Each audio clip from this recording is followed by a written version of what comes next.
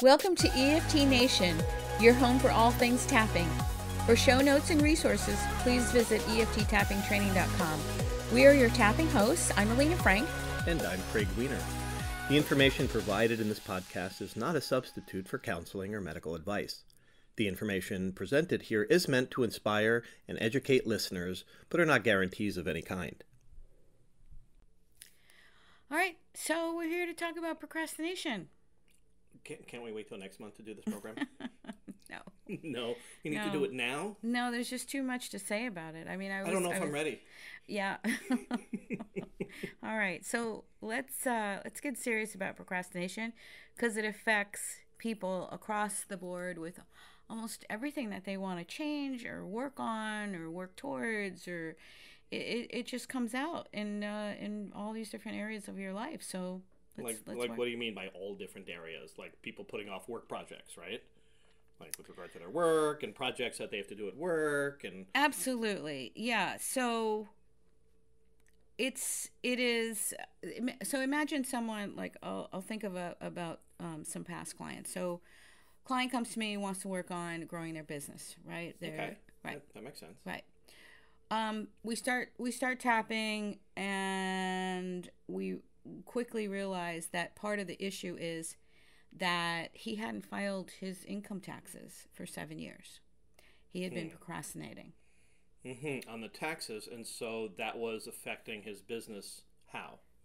The procrastination of the filing of the taxes was having an impact on his business? Yeah, because procrastination is the energy of fear. And so unless you work on that fear, it'll just show up as your bottom line or in your relationship or in your health. Like, let's say a client wanted to work on bringing in a new romantic partner. And when we started working, found out that, oh, I've been procrastinating on ending my relationship with a married man. Right? Okay, or health issues. Right. Might be maybe they're trying to take on maybe a new exercise program or diet or something, and they've been having some health issues and they've been procrastinating out of fear of getting a checkup from their doctor.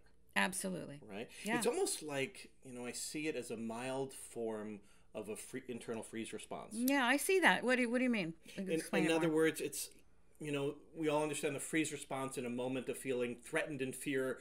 We don't fight or flight, and we actually just freeze, and we kind of get paralyzed. And procrastination is kind of a pattern of paralysis, right? Yeah. In other words, the fear, worry, doubt, whatever emotions you're experiencing with it are paralyzing me from being able to move forward. Right. And a lot of this is not even conscious. Absolutely. Right. Not because, I'll justify that it's not the right time for it. Or maybe it's, better if I spend more time and more time and more research and more research and more research till I get it just right. So it's postponing, the action step out of some fear response of something. And there are a lot of different reasons for that. Yeah.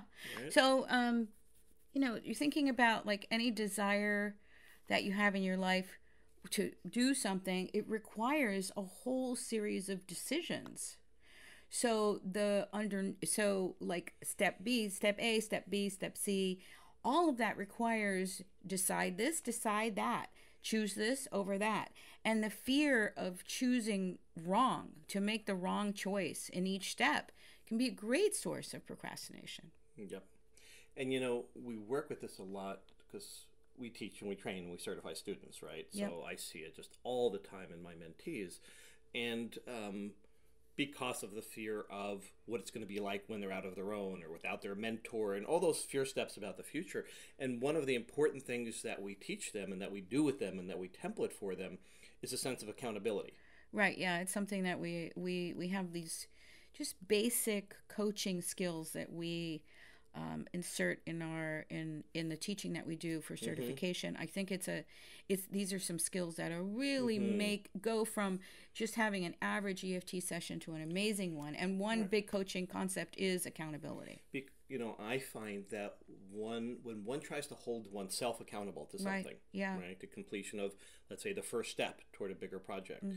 If I have a habit of procrastination, my accountability with myself is kind of a weak muscle. For sure. Because I so often let it go longer. I've so often, so I'm not necessarily the best person to Right. hold myself accountable of accomplishing a next step.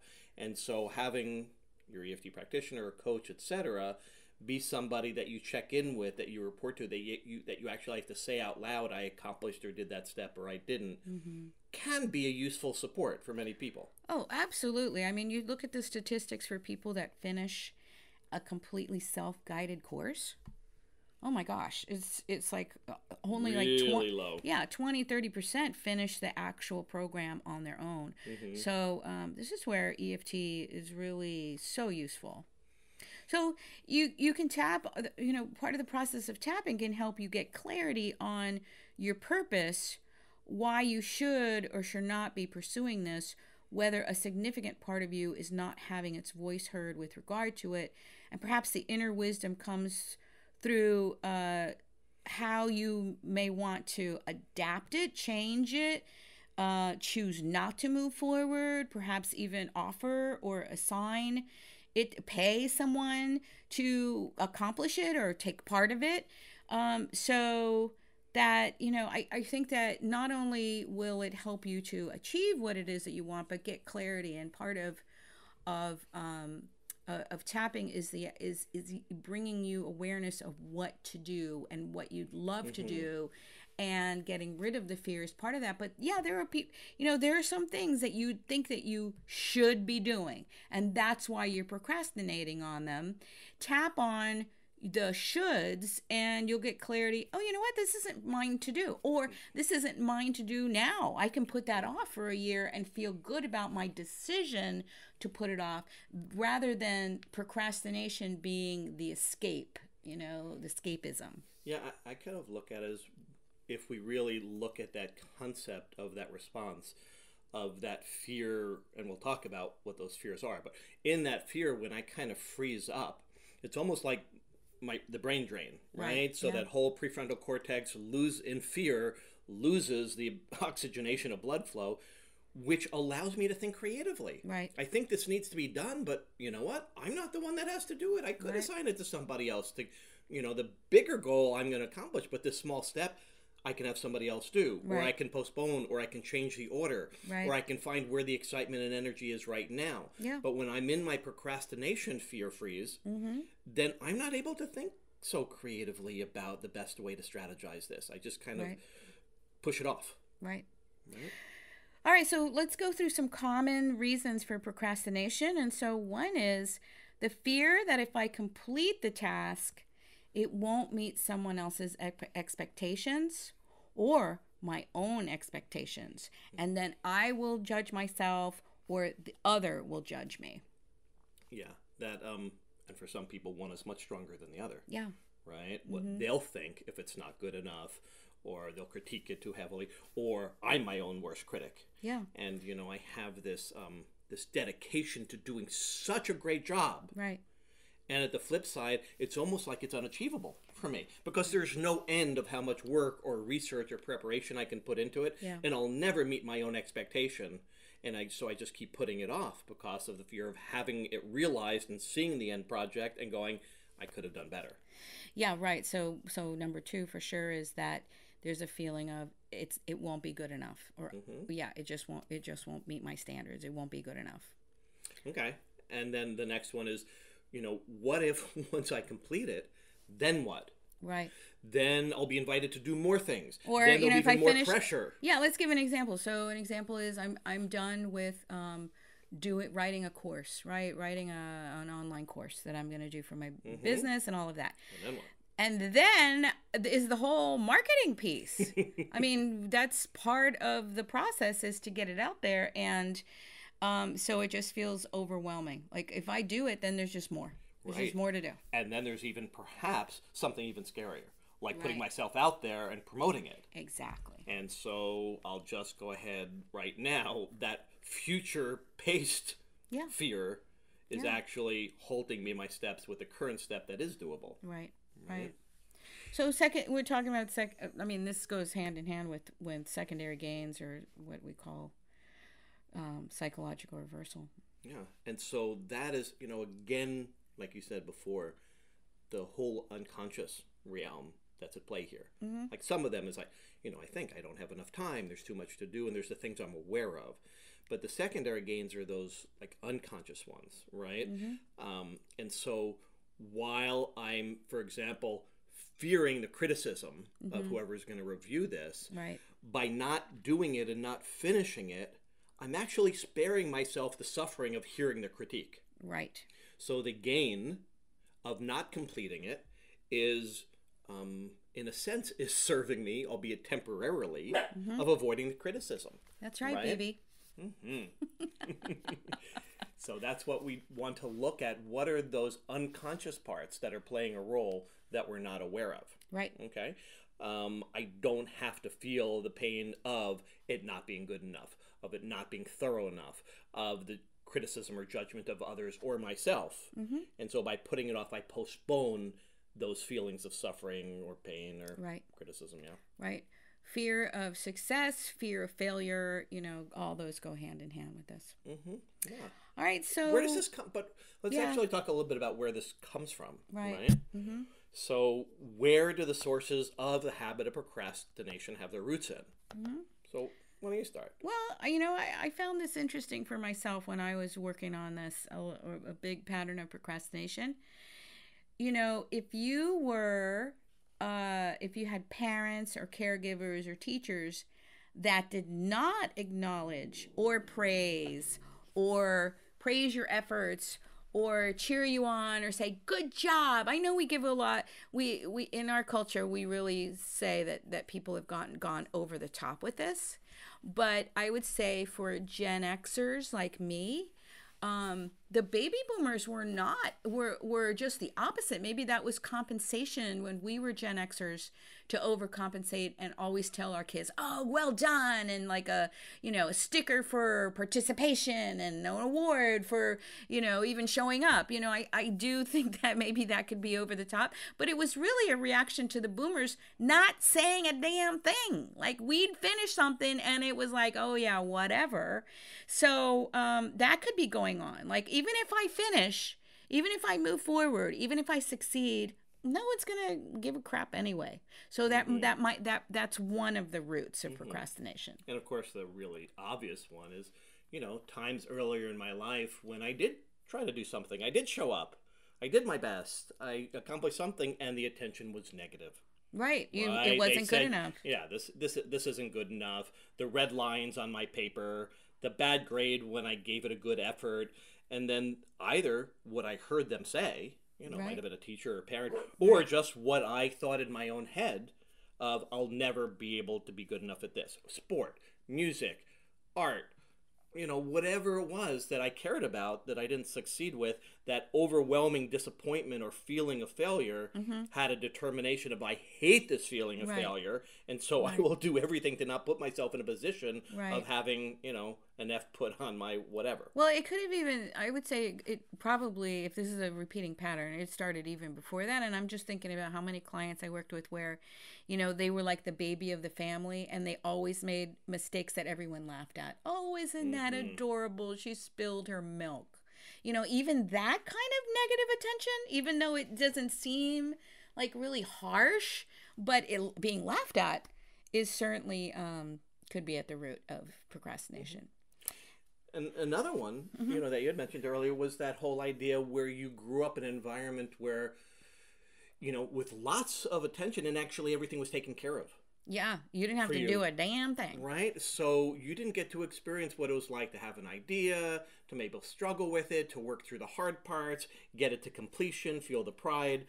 And so if you didn't ever have that, right, because it was, silver spooned, however you want to say it, given to you. Yeah. Then as an adult, when you hit that hard part, oh, the heck with it. Right. I'm done. It's not supposed to be like this, and I'm just going to turn my attention to somewhere else.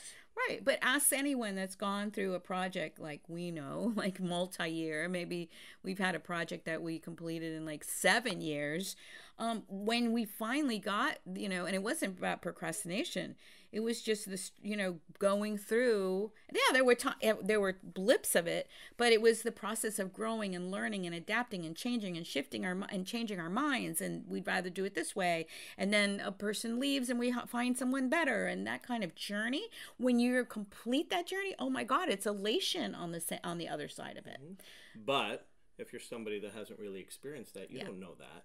Right? Exactly. And you put up the the feelings of, this is falling apart. Sure. This isn't working. I can't stand this feeling in my body, in my belly, in my mind, thinking I'm a failure, etc. And so I'll just choose something else and I'll move on. And so we kind of ice skate from project to project to project. Right. So when we're talking about the roots, it's important to look at the pattern so that you can go deep in and find the root of it. So notice what the pattern is. Is a pattern to procrastinate and hesitate even to begin it. Right? It just lives in your head and you haven't even taken step one. So that's one way the pattern can show up. Or another one is a pattern, and maybe you recognize this for yourself, of being so excited to start a new project. Yep. But somewhere along the route, you don't quite get to completion. Yep. And you're a great starter, but not a finisher. Right. Good to notice that pattern. There's something there for you to explore, right? Or to choose a pattern that's more of a should than a real want, desire, or that's aligning with your values. So that's another place that you can look at. Yeah, those shoulds will run out of energy. Yeah. Right? Right. Okay.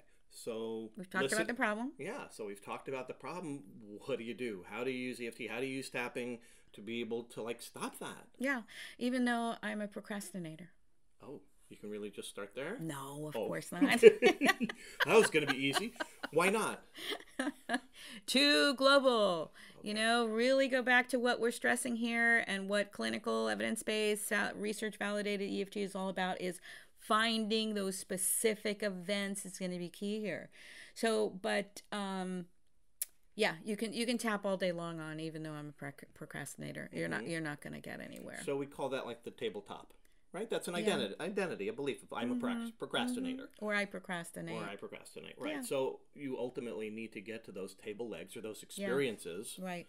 Right, either ones that you're currently procrastinating or times that you've done that in the past, right? And how you feel about those. Yeah. So let's just say that step one then is to work on the event, which is right here, right now, and right here, right now. The event, the time is right now as I think about it, and acknowledge your inner rebel, even though I don't want to work on this. Yeah, I'll do it later. Exactly. I'll tap on it tomorrow. Yeah, but you won't. So you need to acknowledge that you've got that conflict within you and just tap on as long as it takes on, even though I don't want to work on this. I don't think it's going to work. I'm not into it. I have 50 other things to do. I don't care about this. I don't want to sit down and tap. So that's number one. Yep. Number two, you might just want to notice if even around the issue of procrastination, you have your own internal guilt or shame around it. Yeah. Right? So starting to look at even though I want to work on my procrastination, right? There's even that focusing on that. Part of me wants to put that off.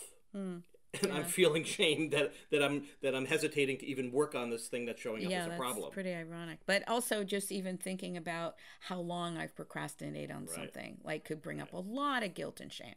Yep. Another really useful tip is the future pace. Yep. Right? So in other words, consider what it is that you're wanting to accomplish, right? Whether it has to do with health or relationship or work or money or whatever it is. So something that you've been some project or thing that you've been procrastinating on. Imagine yourself completing it. Or trying to actually come up with the first step. That's it. Looking at it from a bigger, is too global, to think of the whole thing. Right. So it's really important to break it down into smaller increments. So what is step one in starting to move forward or starting to move forward again? Because it's something you started and you left. What should you do first? Mm-hmm. And imagine taking that first step. What do you feel seeing yourself taking that first step? Just imagining, someone who's writing a book and they're procrastinating. And so what's the first step? They might tell me, the first step is to open it up on my computer and look at it. Imagine yourself sitting at your desk, opening up your computer, opening up that file, looking at it. How do you feel? So tapping on that, then releasing that, then what's step 2? Imagine you doing that. What's the trigger? What's the negative emotion that rises up for you with that? Tap on that. Step 3, and so on. Right. So even though I feel this fear just opening it up on my computer, I feel it in my gut, I still accept myself. Yeah, and a deeper level would be fear of what? Right? Okay, so if I had to ask myself, okay, why do I have fear of opening up on my computer? Yeah. So what about if I open it up on the computer, then I'll have to read what I already wrote and I won't like it. Or what if I read it and I have to start from scratch? You know, there's like a million different things. So it's important to especially if you're a practitioner, don't assume that you know what it is. Ask for details from their client. Yeah, so simply the question, rather than just tapping on, even though I have this fear, opening up the computer and looking at the first chapter, ask them. Right. Okay. For and sure. so, all right, so fear of... Right. What? Right. Yeah. Okay. Right. What's the worst thing that can happen? Right. If you open it up and read it, right? Okay. And what happens? So just doing those steps alone, could really get the energy moving to kind of moving through the block of procrastination on a project. Oh, we've seen that hundreds of times, where just those 3 pieces, acknowledging the inner rebel, tapping on I don't want to tap on this kind of thing, tapping on a guilt or shame surrounding your procrastination on X, and then future pacing step by step by step. We've seen miracles happen. But what happens if it doesn't? Right. If the procrastination continues, if you're feeling stuck, if you resolve that project but then you find yourself procrastinating on something else, then I would really look at the earlier roots of this. And with this especially, I really think that it really behooves you to get a skilled, certified practitioner to guide you through each step, because it really is going back to that accountability piece, and having someone help you and seeing the forest for the trees, or asking you the right question that will lead you to discover where the roots are in your childhood. Right. Because there might be the roots of procrastination, some memory that you don't associate with procrastination at all. Exactly. And so you're not making those conscious connections, and yet it's still running you. Right. And the use of having that accountability of a practitioner to ask you the questions so that you can see what you weren't seeing and make the connections and tap on those. Boy, there's nothing more valuable than that. Yeah. Well, we're feeling excited that you're going to move forward and you're going to put these things into practice. Let us know how you've used this to get over your procrastination. Sure, you can make a comment below. Yeah. Thanks for joining us today at EFT Nation. And remember that you can find show notes and previous episodes at EFTtappingtraining.com.